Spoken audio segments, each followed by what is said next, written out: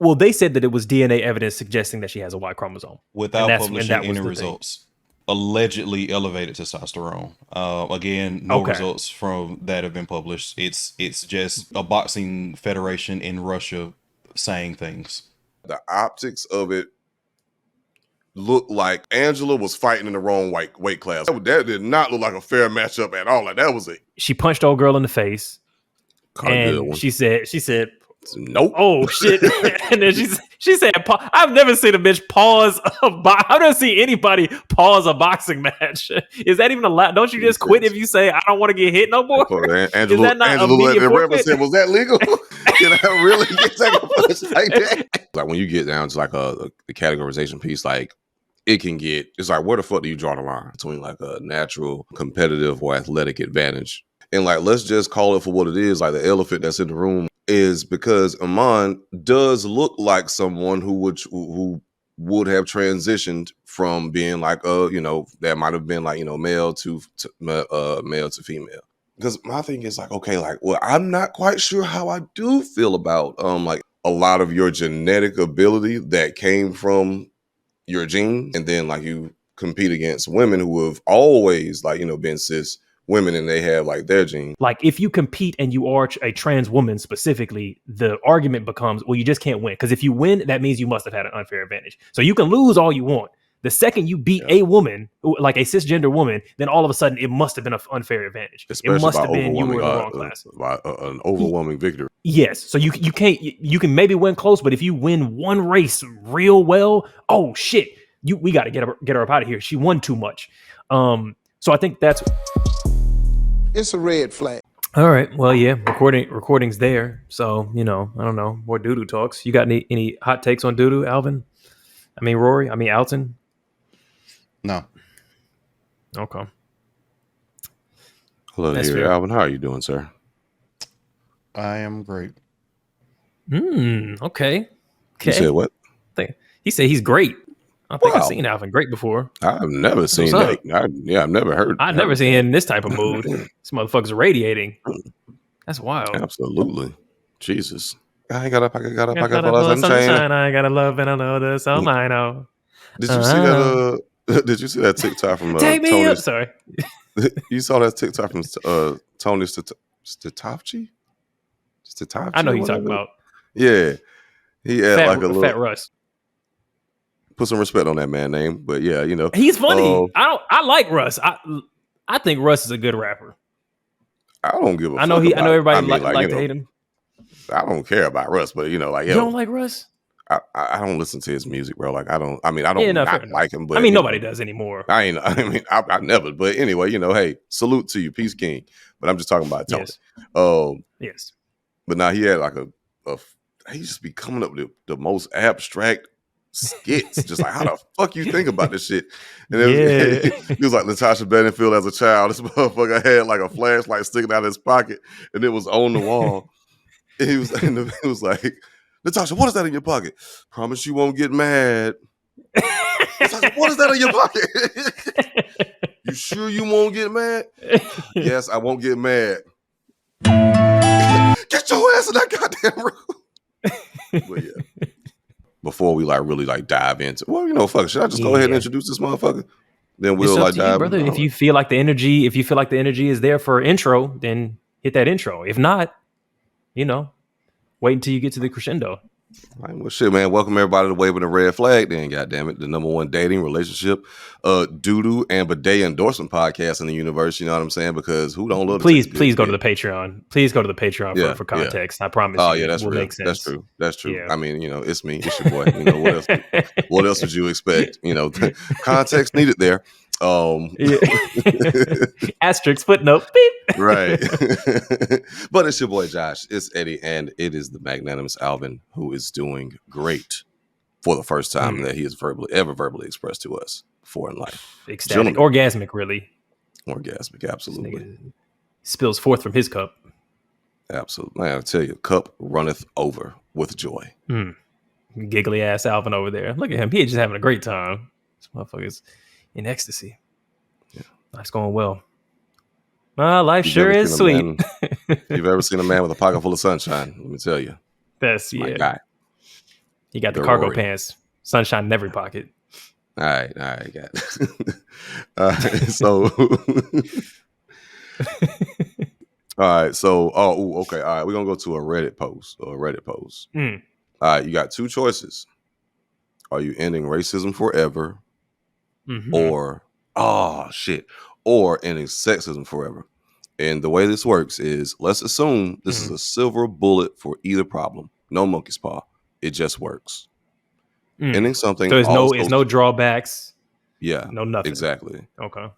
And ending something also stops all associated negative actions like assaults due to A or B. Which one we choosing? Yeah. No, I was just thinking, like, if it was a monkey's paw situation, it's like, we got rid of racism. Everybody's Chinese now. Like, that's how it was solved. Like, that's what the way it worked. That's the ultimate monkey's paw right there. Okay. So it's not that kind of situation. All right. I will say, because I looked through the comments, I saw a lot of very good answers that made me feel both ways. You know what I'm saying? To where I was like, there's no wrong answer. I feel like the point though is that wrong answer. There's better answers. Yeah, there's not no wrong answer, but like there's good arguments for like one definitely being superior. And I think like if you had a think tank of people, you could come to the best solution in terms of utility, like what's helping the most people. I'm not sure where I land. I think probably. Oh shit. Probably sexism. I think. That's I'm very. If you're making a utility argument, it's no sexism. Okay, yeah. It's no wrong answer, but it is a right answer, and Alvin has it. No. So I don't think sexism, but I'm very much willing to have like my point. Like that's a very light. I think sexism. Yeah, I think globally, yeah. Yeah, globally, the answer is sexism. If you're basing it off of utility, when I say there's no wrong answer, I mean that billions of people will benefit from either selection. So I think that ultimately anything you do is a net positive. So true. That's what I mean when I say yes. Like I like unless that racism that you end gets doubled into the sexism. Then it's a hard decision. I'm assuming. Would you trade some racism for sexism? I'm assuming that the explanation initially discounts all of that, right? Because it said no negative consequences based on the choice. Silver bullet. Yeah.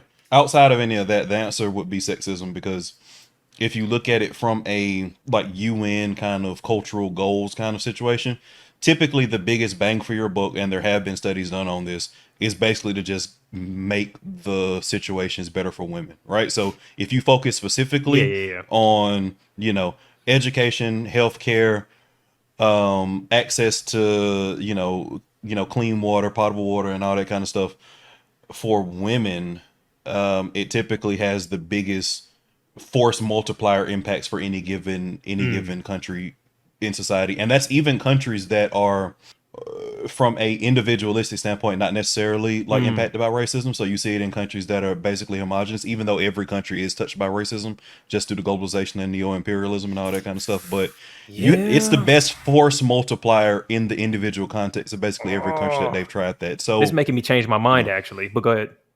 Because I'm starting to again, no wrong answer. No wrong answer. Yeah.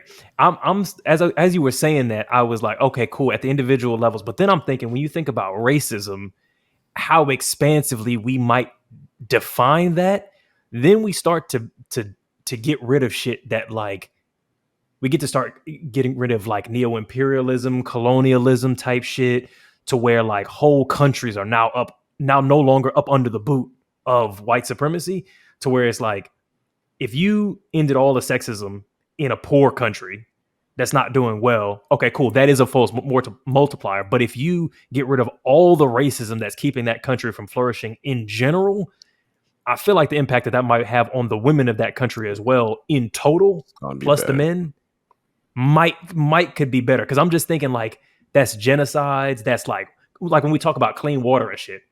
Once you get rid of racism, if that's gone, some of those problems start to become a lot easier to fucking solve. So fair. That's fair. Yeah. I will say that people fought over water before imperialism. Obviously before neo-imperialism, but definitely before imperialism, definitely before mercantilism, definitely before anything that we think of as the modern like mercantilist kind of trade situation that really made already racial undertones kind of skyrocket and become the global force that it is right now. So again, I think you're speaking on some stuff that is really interesting, and I don't disagree, but I do think that a lot of those conflicts would still exist, regardless resource of that. conflicts will exist no matter. You'll find something. Cone nipples versus flat nipples. But what I'm kind of getting at is like, once you get rid of racism, like solutions start to go out. So if you go like, okay, previously we're trying to like figure out how to get clean water to this XYZ tribe. We're trying to figure out how to treat malaria or whatever. But if you go, this is a problem that we are now looking at like it's COVID. It needs to be solved by whoever has the resources because we're not viewing XYZ people as better or worse. It needs to get solved. I feel like that is where I'm thinking the big impacts start to happen. And what I'm saying is like there are definitely places where it's like we have access to XYZ and we're going to limit access to that specifically for women. Right? So if you take racism out of that situation, you still have that for over 50% of most populations, right?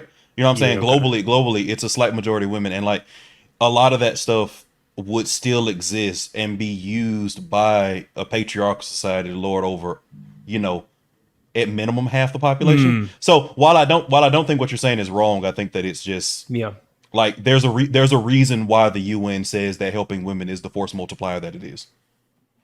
Well, to be fair, because there's sorry, Josh. My answer was just going to be yes. I was one. I don't know. You know what I mean? I got some thoughts. It might not be as great as y'all's, but no, they better. Not at all. Not at all. Nah, I would honestly. I'm gonna go the opposite way. I would end racism. Yeah, I think I'm. Yeah. Well, okay. Why? Yeah. Okay, so for one, for minorities, women of color, they're still being affected by racism negatively, and also sexism. And then two, like think about like all the wars that have happened. Palestine and Israel, that shit wouldn't be happening no more. Like there's so much collateral damage from like wars just bred out of like ignorance, racism, and like these differences. And if you solve all of that, you solve so many other problems after that, which would indeed and in turn also make the lives of women easier too, because again, like it's like a double factor, because it's like, okay, well, you end sexism, but you still got a woman of that might be a minority that's suffering from racism. Like, especially like black women, like, you know what I mean? And if we're talking about in today's standards, it's not anywhere near as good as it should be, but there has been some progress being made in terms of like, how we view and treat women like in the workplace. So like, nah, you can't do that shit. Like, don't fucking like, not to do certain things. Like this ain't the fucking 50s. You know what I mean? Yeah. So my overall thought for the net positive, although there is no right or wrong answer, like I would say, I would be more so keen to end racism. This seems like a good one that I would like to revisit with some different tools at some point. But yeah. I mean, I'm pretty sure like someone's going to say, "Oh my God, like how could you people not have a sexism expert or a racist expert, on the podcast to discuss such a poignant topic?" But with that being said, yeah, I ain't worried about that. Speaking of very poignant topics, are we aware of the IMANE Khelif or Khelif versus Angela Carini Olympics? Khelif. I watched a little, Angela Carini Olympics controversy. I watched the fight, which was mad short, and then I read a couple of articles, skimmed a couple of headlines, but I watched the fight, and so I feel like I got an okay little understanding. Like I've got some of the key facts because there was a lot of shit that was like very unconfirmed, and people were saying X, Y, Z, and this and that. My understanding, they fought. Old girl, Imani has been competing whole time as a woman, raised as a woman, or as a girl, born as a woman. Born as a woman, or born as a girl, or whatever. And she punched old girl in the face, and she said, "Nope." Oh shit! And then She said, I've never seen a bitch pause I've never seen anybody pause a boxing match. Is that even allowed? Don't you just quit if you say, I don't want to get hit no more? Is that not immediate forfeit? Said, was that legal? Can I really get taken punch like that? Am I allowed to get punched during this boxing match? That's crazy. Why did y'all leave the front part of the mask open? She hit me right in my shit. Man, yeah, go ahead. And then so yeah, she paused, gets popped again, and says, I quit, fuck it. Breaks down crying, said, I never got hit that hard in my life. The things that came out were that and as far as I understand, it's confirmed that Imani is intersex and has a Y chromosome, and that part of that, though that hasn't been published, and Imani has not confirmed that. So that's like alleged, really. Yeah, and very much so alleged. We can get sued for defamation. Yeah, alleged. So allegedly, it's alleged by the IBA, because in a previous match she did not meet the gender criteria or whatever for that, and so she was disclosed what that criteria was exactly, or something like that. Well, they said that it was DNA evidence suggesting that she has a Y chromosome without publishing any results. Without publishing any results. So without publishing any results. So and it was two tests. It was two tests. It was one test where they alleged that it was a chromosomal situation. It was one test where it was allegedly elevated testosterone. Again, no results from both that of those have been published. It's just a boxing federation in Russia saying things, which the ICO has pushed back against their criteria as well, as my understanding. They don't recognize their criteria at all as legitimate, of determining eligibility for competition at all. And there was another woman from fucking somewhere, Asian, something, Lynn, something like that.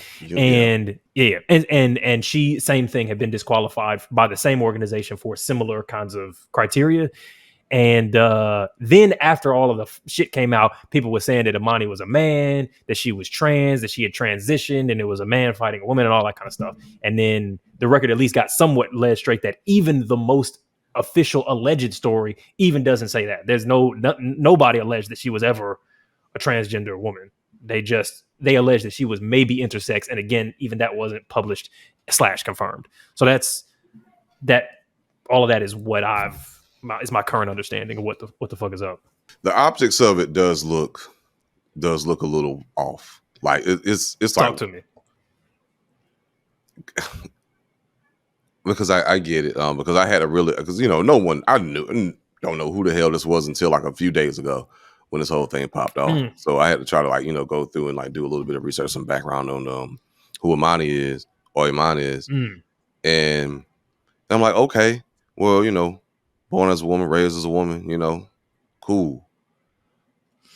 But if there's like some intersex stuff going on, and I ain't gonna hold you. Like I saw the the YouTube video where he was explaining all this chromosome shit. Like a lot of that shit flew over my head because I was also trying to I was busy working on other stuff too. I'm listening I mean nigga, I need to read a book to understand what the hell he talking about. So I need a breakdown video to break down. Right? Yeah, exactly.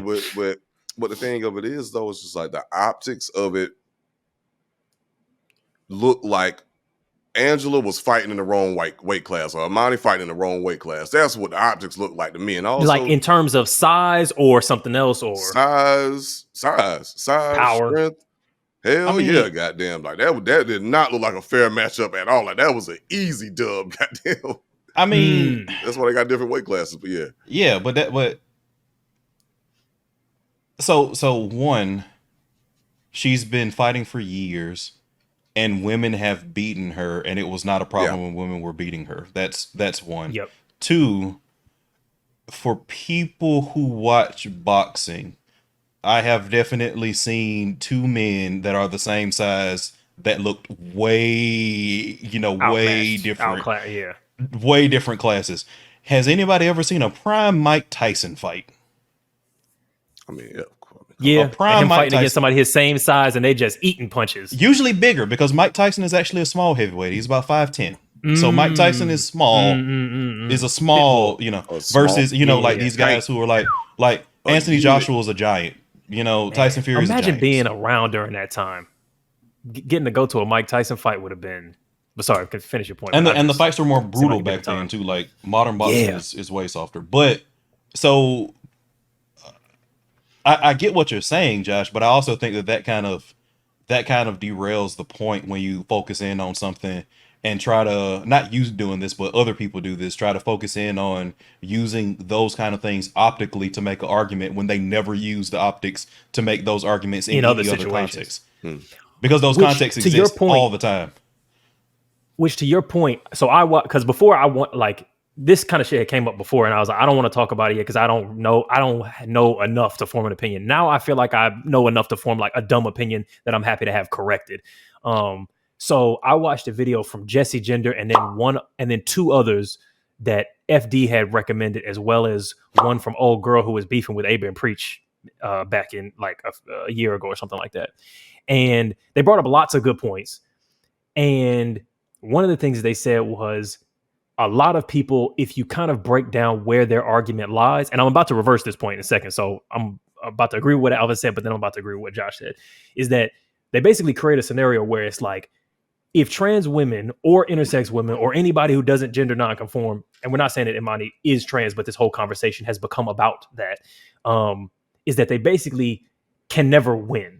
Like, if you compete and you are a trans woman specifically, the argument becomes, well, you just can't win. Because if you win, that means you must have had an unfair advantage. So you can lose all you want. The second you beat a woman, like a cisgender woman, then all of a sudden it must have been an unfair advantage. Especially it must have been you were in the wrong class. By an overwhelming victory. Yes. So you can maybe win close, but if you win one race real well, oh shit, we got to get her up out of here. She won too much. So I think that's one good point. I think that a thing that is getting maybe glazed over, and that I tend to agree with like Neil deGrasse Tyson's take on it after having watched all those videos, kind of breaking all this stuff down, is that like we do have to have categorization, but we just have to figure out new ways of doing it. So if they've come to a categorization system that looks for this marker, looks for that marker, whatever, and makes little categories, and Imani and Angela are in the same category and Angela gets her ass beat, cool. I have no issue with that. But I also don't have an issue with going like, is this the right categorization? Does this match make sense?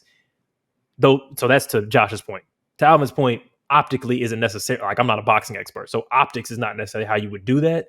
But there is a process by which we should be matching people according to things like strength, size, height, testosterone, shit like that. I think that makes sense. And my whole thing with that is like, I think that at its core, what you're saying makes sense, but I don't think people have really thought about what that looks like in terms of sports, right? So should I put Michael Phelps in a completely different category due to all of his genetic advantages, right? Should I have somebody with his arm length, with his double jointedness, with his foot size, or if I have two boxers that are the same height, weight, strength, should I put somebody with a different, again, reach in a completely different category, like a Bud Crawford, somebody who has like a larger reach? Should I say like, Mike Tyson is stronger, prime Mike Tyson is stronger than prime Tyson Fury? Should prime Mike Tyson be in a different category despite the fact that he's, like 7 inches shorter? Like, I think that at the core of it, what you're saying makes sense, but I think that the average person, when you start putting it together like that, what most people would say is that no, athletes have advantages. They should play to their advantages, and then it should just be on the onus of the opponent to work through whatever those advantages are for their opponent, because that's typically how sports works. Like, you don't put LeBron James in a different league because he's bigger, stronger, and faster than everybody. You just say, figure it out. See, okay, I agree with you, but I think that they're wrong. Like in terms of a tenable system, like I agree with you, but I don't think you're correct. Yeah, because I was making a point about people, so I get what you're saying. No, I'm exactly. with you. I'm agreeing with I'm agreeing with your assessment of what people think, and I'm saying that those people basically are making a contradiction. Yeah. So I would say that what's kind of happened is that, like, because we categorize, like we're using gender, which is like a social category in the world of like, oh, I'm a woman, I'm a man, and we're using it as a proxy for like athletic weight classes, which, because we've grown as a society to a point where we can now push back against gender norms and what the fuck that means, it like that categorizing according to like, are you a woman, are you a man, doesn't fucking make sense. So like, in the same way that we have weight classes, we have to start going, okay, well, what categorizations and what sort of tiers make sense for a given sport? And that's what the Olympics currently does. Like the gender categorization, the weight classes all vary by sports, and they let the various sporting head bodies decide what the fuck that's going to be. For boxing, it's different. For swimming, it's different, because there are sports where gender doesn't, like sharpshooting. There's not a gender difference there or like a biological sex difference in terms of how effective a woman can be at shooting a gun versus a man. So it doesn't matter as much there. So to your point about should we have Mike Tyson in a different category, I'm like, maybe. Like, because we do have different weight classes in boxing, and we also have shit like you have JV and varsity and different levels of sports where it's like, cool, you can't compete here, you compete at this level. So yes, is my short answer. Yeah, and I think that, again, at its core, I think that semi makes sense. I think that it's wildly impractical. Even if you do stuff like sharpshooting, am I going to start testing everybody's eyesight and be like, we have a different eyesight category? Or am I going to say like, no, this is why I'm winning as a genetic like thing? And that's typically how stuff works. But okay, I think at the core, at the foundational stuff of it, I think what you're saying makes sense. And everybody who informed you of that opinion and like does that kind of thinking and research, but I think it's wildly impractical because every athlete is genetically gifted, every single one. So let me make a point and then ask a question. So I think that's like Petersonian thinking, which I'm not saying that means anything, but like he kind of does this argument where he goes like the ultimate minority is the individual. And so we can't use identity politics as a way of breaking shit down, because ultimately, if you add enough identities, you just have an individual person. And that's how we should be arranging society. My point is, yeah, you just put a line in the sand and you go, cool, we're not trying to categorize infinitely. We categorize according to whatever we think kind of makes these categories work practically. Because ultimately sports is, and I think there's a thing that people forget. Again, I'm not a sports person, so I hope sports people don't come at me crazy. Sports is entertainment. It's some shit that we do for fun. So the ultimate goal of sports categorization is to create categories that create entertaining spectatorship. Like you put two big motherfuckers to fight each other because no one wants to watch a 2-second fight where a little man gets beat to shit. So you create those categories in order to have more entertaining fights across categories. So it's like, where do we draw the line? I don't know. The answer is somewhere. And that's the point. So you don't throw the baby out with the bathwater. So my question to you is, what do you think, what would your response to this larger conversation around like gender categorization in sports be? Yeah. So my response to your first bit is that I think the lines have already been drawn. And I think the only reason we're having the conversation is because some people don't like the lines. Right. So again, she's not some superhuman, female boxer that's demolishing the conversation. Like she lost last year, so like clearly the lines that have been drawn in the sand aren't unfairly managing her. So I think that to the point where I was saying that your overall categorization point about it getting finer, more granular, more reflective of the actual times is fair. But my point in response to that is that we already have that. There. And like people just don't like it in very isolated context. Very isolated context. That's very for reasons that I don't think are good faith reasons either. But in terms of what that would look like, I think it just becomes a slippery slope past what we've already been doing in most arenas, right? So like, does it like it just becomes very slippery to say like I as an athlete can have no advantage versus the person that I'm facing, right? It's your job to fight through my advantage. Like figure it out. Like I think that becomes a slippery slope. And again, I think that largely we do that well already. Okay. So because I don't actually know what goes into most of the gender related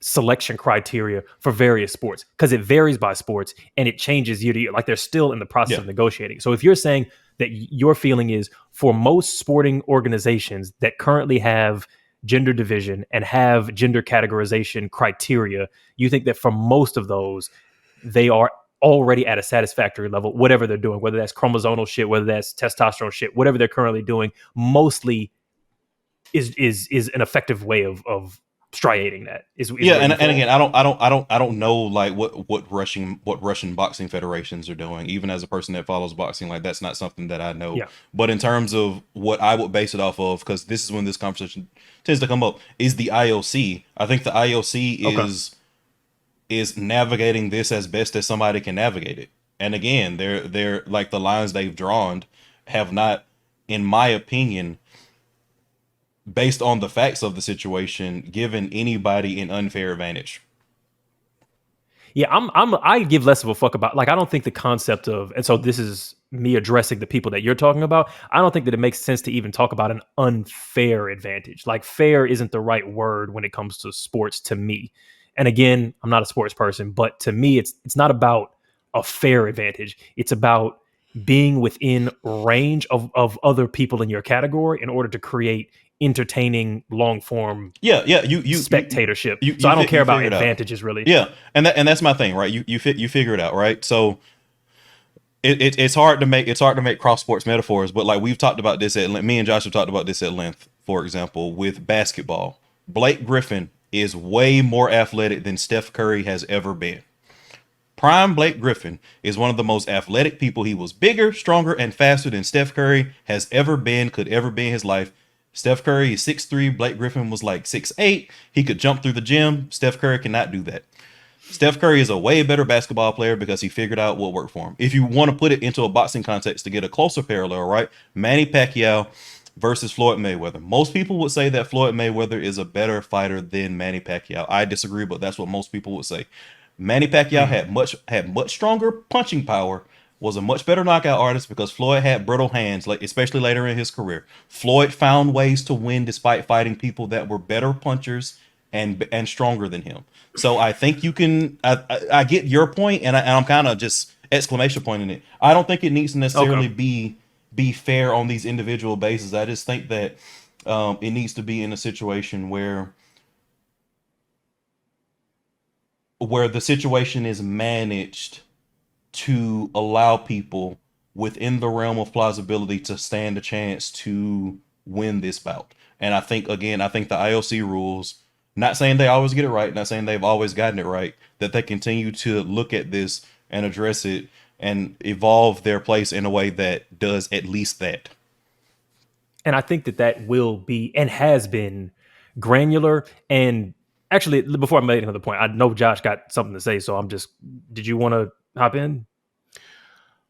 There's a lot of great points and a lot of great things that you gentlemen are saying that I could, definitely agree and nod my head to and tip my head to indubitably. Indeed. Come on, man. But no, I think I largely agree with that one because like when you get down to like the categorization piece, like it's like, where the fuck do you draw the line? And I think that's the issue here. Like Alvin says, like, where do you draw that line between like a natural, competitive or athletic advantage? And the whole thing that spurred this whole conversation on is, and like, let's just call it for what it is. Like the elephant that's in the room is because Iman does look like someone who would have transitioned from being like that might have been like male to female, and like from she looks a little bit more androgynous. She looks cool. I'm just like calling it for what it is, just like plain and simple, because that's the whole reason for the controversy. I'm not saying that whatever. So, and it's just like, okay, well, and that's where it really gets confusing is because my thing is like, okay, like, well, I'm not quite sure how I do feel about like if like a trans man were to like transition into womanhood, but you still have like a lot of your genetic ability that came from your genes as a cis man, and then like you compete against women who have always like been cis women and they have like their genes. Not saying that a woman couldn't beat a man and but let's not bullshit. Like we know what's up. Most boxers that try to fight up a weight class lose. Like if we exactly, most boxers that are like, I don't think staying my anybody same weight is class reasonably and arguing lose with that point. Yeah, Like none three of us would be in the same goddamn boxing thing. Like, so of course going to gender size, all that kind of shit. But I'm just saying, like, just over. I said I wasn't even talking about like just in general, because like guys do have a physical advantage over women. I mean, we were agreeing with you, just to clarify. Oh, okay, cool. Yeah, sound like opposition. I understand that shit starts with disrespect. We were agreeing with you, because I saw from your response, I was like, wait, this nigga thinks y'all niggas talking about shit. I'm just over here, goddamn. I'm just over here being a real nigga. Y'all gonna try to clown me? But yeah, no, like, I mean, it's because I'm all for the cause. I'm all for the they thems, for everybody shit. Like, I mean, hey, if that's what you want to do, fam, motherfucking test it. Goddamn, I'm here with you, queen, king, whatever. But it's like sometimes, like when it come down to it, and just again, like in part of when I say optics, like, yeah, that also is like the optics of like, hey, this a person who is androgynous. See that now, that's where I think wait a minute, is that because I had to look, because I was like, well, is that, you know? Okay. What I mean? And then I had to look up and like figure out. I was like, okay, well, she actually was born. What's going on? And like, you got people just like that shit. I mean, well, tough luck. Okay. So where I would fall is, and this is a thing that I think, again, I don't think people are engaging with. So first, I don't give a fuck about fairness. I think that the conversation around fairness is the wrong way of even looking at this. Like, nobody has ever given a fuck about fairness. The reason that you have boxing categories is not for fairness, it's for spectatorship. It's to have, because if you get rid of all the categories, there would only be heavyweight boxers. You create categories in order to have more matches. That's what it's for. It's for diversity of content. So that's my first point. But with that said, I think that the categorization that evolves to include more granular things, which is what I think is necessary and is already what is being done, to Alvin's point, you're going to have situations where there are people who are matched with one another based on their athletic ability in order to be into a category that don't match whatever your conventional like gender matching is. Which what that I think that means is you're going to have situations where it's just a straight up cisgender man competing against a cisgender woman, and that's going to happen. And I think that that's fine if their athletic profiles are at the same level. And so I think that's a thing that more traditional folks have to engage with. I think a thing that the more progressive folks have to engage with is that sometimes you're going to have a cisgender woman or a person who is a woman assigned female at birth, but who has gender differentiation syndromes or whatever, who won't be able to fall within that category.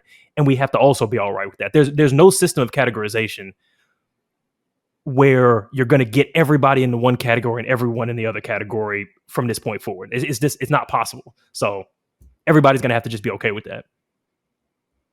Yeah. It's a doozy. And I agree with you. I mean, hey, that's why life ain't fair, baby. Sometimes, and I don't mean like, oh my God, like niggas should just like, just start goddamn Muhammad Ali, Mike Tyson should fight Layla Ali and then we call it a fair fight. You know what I'm saying? Like, but no, because they wouldn't be the same weight class anyway. Yeah. I mean, but anyway, but you get yeah.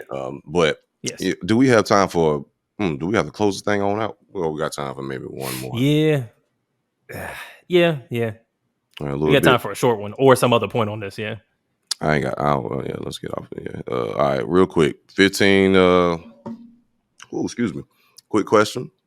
Would you rather $15K a month for the rest of your life, but you lose one of your 5 senses at random every month? You taking the money? But I get it back at the end of the month? No. Or I'm just slowly going like, blind and deaf over time? Okay, so like on the first of each month, you get $15,000. And at the same time, you lose one of your senses until the next month when the next 15,000 hits, and then you gain that sense back, and then you lose another sense. So, okay, cool, gotcha. Because I'm like, fuck, 5 months in, and I'm stuck in a isolation chamber of my own mind. Like, that's hell no. I'm not taking none of that. Yeah, but also you can stop at any time and keep the overall. And I get everything back. Ratings. Yep, you get and I get all my senses back. You get everything. You get your senses back, but it's just one sense that you lose. It's not that doesn't accumulate. The money accumulates. You only lose 1 sense a month.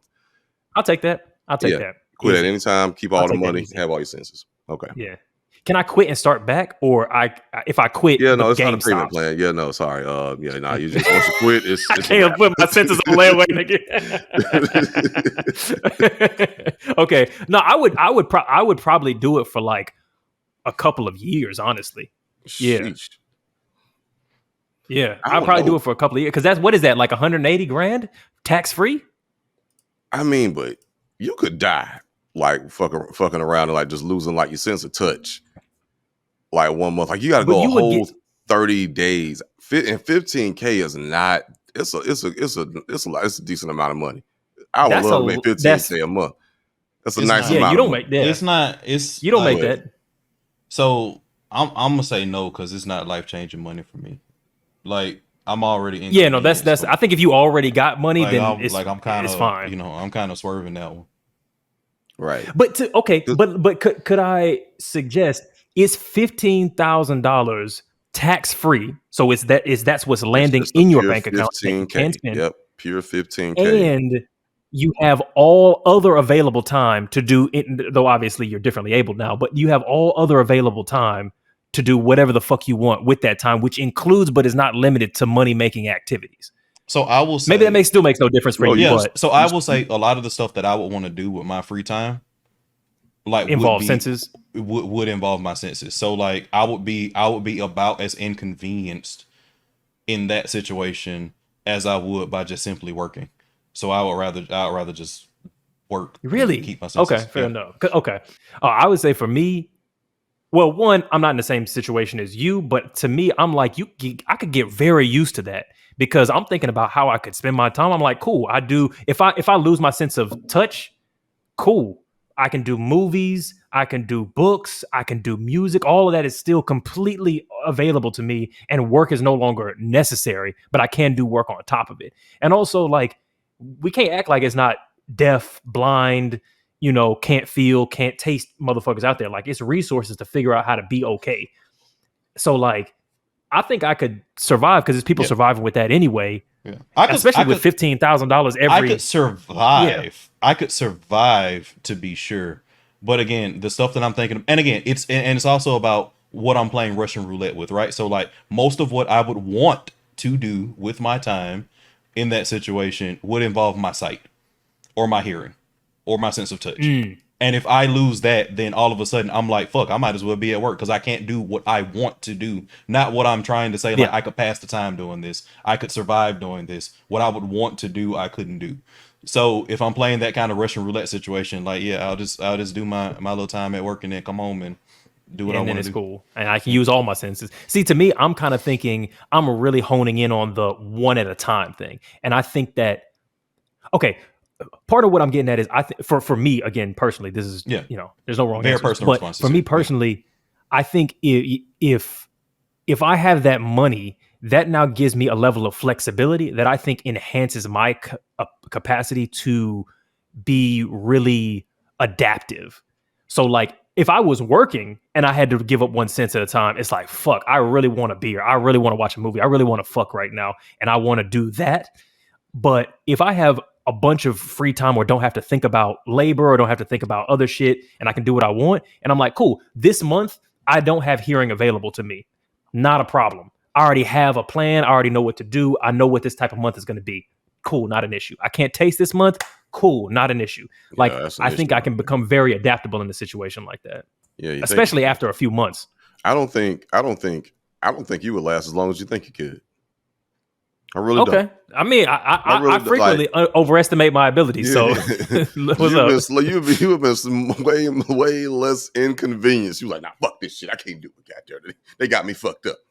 You know what I'm saying? Like, because think about it. Okay. And this was like my thing, and like why I think I would ultimately probably have I would have to ultimately decline because I think we severely underestimate and take for granted having all 5 senses working perfectly fine all the time. Like all we don't even like think about it. It's like, nigga, it's there. Like all day, every day. Every day. Always. Like imagine like you get 15 grand a month and like, oh my God, you get fucking 15 grand. Like you like, oh my God, like I always want to try this restaurant. and like you get and experience like the world in like different ways that you couldn't before, but your sense of taste is gone. So you can't even enjoy it for a full 30 days. Okay, cool, get it next month. But then guess what? You blind. So you can't even enjoy what it looked like. And this thing gonna be, it's not like the bash blind people. It's not to be ableist, because if they didn't have to be blind, I'm sure the motherfuckers would be like, oh yeah, absolutely. I would like to see. You'd be surprised. But yeah. I was having a conversation about that the other day with like, this is maybe a different conversation, but it's some ideas of like, nah, we don't want to have sight. We don't want to be hearing. Like, we think that we are valid human. Yeah, we are valid human beings. Because I used to have a roommate who was a bioethicist, and she was talking to me about all this shit. And it's like, to deaf niggas, it's a culture. So it's like for deaf niggas, it's like being black. Like, yes, it has disadvantages, but you wouldn't choose to be white. Is their view. That's what's up. I respect it, but as a hearing nigga. Yeah, this shit is lit. Here, like, you know, I wouldn't give it up. 100%, bro. 100%. Music is amazing. Right. Music is fucking amazing. Music away from me, like. Oh hell no! I agree. I can't. I can pause for a month. You underestimated my capacity for because I'm a very adaptable, disciplined person. I can go. I'm shockingly good at going without things. I actually don't. I don't doubt you could do it at all. Like, just being frank. Like, I'm 1,000,000% sure that you could come up with some sort of Spartan level plan for in any given situation, for any given like sense that you would lose, especially given less less resource constraint than most people would have in those circumstances. Exactly. Like, I'm actually very confident that you can figure that out pretty easily. I'm telling you, I think Yeah, I mean, but I mean, you know what? I would definitely give you a year. At minimum, and say, like, you know what? I'm not saying I wouldn't quit at some point. Yeah. Because like, it's random. It's totally random how that works. Like, you just wake up one morning. Okay, cool. You don't have taste, but the next month on the 1st, shit.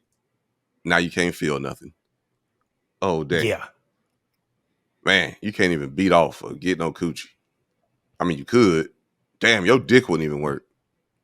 I'm sorry. I've gone without for long periods of time before. That's just whatever. That's true. Same here. But still, it's just, God damn. I'll do it next month. Women, you know what? One thing women love, they love $15,000. Delayed gratification. That is fine. Oh yeah, that too. So I know what it's not even a problem. Like. Girls like money. Is that a song? Not a problem. I don't know. It could be. I don't know. I thought it was, but yeah. That's good. Yeah. I mean, like, the last Freaky part. J on the track. Freaky J on the track. Featuring Jacquees. Anyway. I'm thinking about that goddamn music. That song with him and what that nigga name is, Don Toliver. Oh, I'm a Don Toliver fan. I haven't heard that song though. It's got the beat don't make no sense. Like, the beat is, but it's spurred on like a TikTok trend, which is when it breaks and it it's like a vibe, but but it does. Tommy Richmond's beats be kind of weird, but I don't know, maybe very it's weird. Good, so yeah. Tommy Richmond is I think he's gonna be like really dope once he like starts like defining like his craft like a little bit more, like when he like hones it up. He's gonna be like. Because to me, he feels like he could be just like another Don Toliver, which is that like, cool, you have a really good sound that like is real viral for a bit and has a sustainable career. But I don't know if you've got that Weeknd, Tyler the Creator, Frank Ocean, like evolution process. But maybe he does. I don't know. But that's what I'm saying. Like, if he does that, like, it's gonna be great. But I would, instead of Don Toliver, I would compare him to Brent. Like, because Brent actually Brent has more phases under his. Yeah. Brent has more phases under his belt already. Because I've been following Brent for a while. Yeah, exactly. Brent's been in the public eye for like a long time. I'm just saying that as a new artist, especially us, even though Tommy Richmond has projects out, he still has a long way to go after like being on or like getting on. You know what I'm saying? Like, and if he continues to hone his artistic his craft as an artist, like his lyrics, his beat selections, whether that be like in a style of more avant-garde shit or like something like that's a little bit more mainstream. I think he could He could be like somebody that's like a contender, but he sounds like Brent Faiyaz more than Don Toliver. That's for damn sure. Oh no! When I was making the comparison, I was making the career comparison because Don Toliver was, I don't know if y'all remember, 2018, 2019, Don Toliver low-key like owned a big section of like the sonic R&B sound online, and then kind of nothing came from that. But he was big. Like his TikTok sounds were doing the same numbers as what Tommy Richmond is doing now, probably more than that. So that's what I was comparing. Like, yes, Tommy is definitely more in the sonic thing of Brent Faiyaz, but because when Brent Faiyaz got big, he had already done Saunders, so I was already a fan of him before he started going by Brent Faiyaz. Whereas Tommy is like new, basically. And to your point, like, how many people are really checking for Don Toliver's like latest project? I liked it. Exactly. It's got like 4 tracks on it that are like in my rotation. How many people are really talking about it? Exactly. You know, so I get both of you guys' point. I think both of you have made valid points. Yeah. And with that being said, you know, if you're seeing someone at the Olympics essentially fighting their own version of a Goliath, but they ain't David, you might be seeing a red flag. And, you know, 2 possibilities here. If you're willing to sacrifice all of your senses for an extra $15K a month, you know, you might be waving a red flag. I don't know how long you can do Where's it. my money but, at? you know, hey. And also, again, I mean, hey, maybe if you're limited in your own view of sex, gender, identity, and all the world in the world of sports, then hey, you also could be waving a red flag too. Very sensitive topics. We might all be waving red flags. It's your boy Josh. It's Eddie. Yeah, that's what it is. Is your boy Alvin, of course, coming live to you on another good old week of Waving the Red Flag podcast. Please do not forget to like, comment, subscribe. Tell us your thoughts. You know, what you agree with, what you disagree with. You know, how much you hate us, how much you love us. You know what I'm saying? All that good shit. Be sure to, you know, subscribe to the Patreon, the Spotify membership, and basically all the communities that we have that you have access to for additional bonus content, because, you know, it is there for you. It uploads newly every single week. Join the Discord, you know, for deeper conversations. And oh yeah, I mean, I know we haven't talked about it, but you know, it's a red flag. People still playing it. It's been selling, so. Oh yeah, shit. You know what I'm saying? So people playing it, pick you up. Grab it for the cookout. Absolutely. And thank you to everybody who has supported us and purchased the deck already, and also like bought other merchandise from our shop. And yeah, it's cookout weather right now. It is cookout weather, man. I'll be so goddamn glad when it get cool again. I hate the summer. It's not my type of time, bro.